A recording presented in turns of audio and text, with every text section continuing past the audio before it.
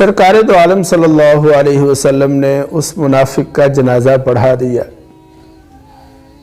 اگرچہ کچھ صحابہ اس پر راضی بھی نہیں تھے، لیکن آپ صلی اللہ علیہ وسلم نے اپنی امت کی محبت میں اس کا جنازہ پڑھایا۔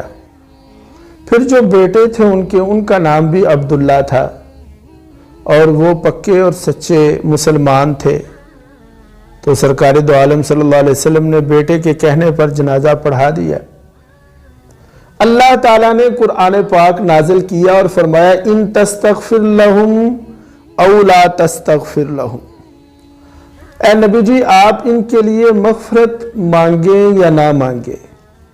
ان تستغفر لہم 70 مرتن، اور اگر آپ 70 دفعہ بھی کیوں نہ مانگے، فَلَن يَغْفِرَ اللَّهُ لَهُمْ، ہم نے اسے معاف نہیں کرنا۔ اب آپ اس آیت میں وعید اور اس آیت میں جو ڈراوا ہے اس کا اندازہ لگائیں، حکم کی شدت کا اندازہ لگائیں۔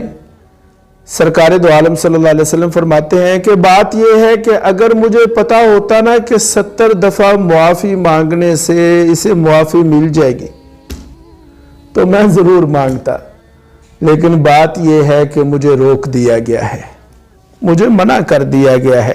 اس آیت میں اس بات پر اشارہ ہے کہ منافق کے لیے بخشش نہیں، بخشش کی دعا بھی نہیں ہے۔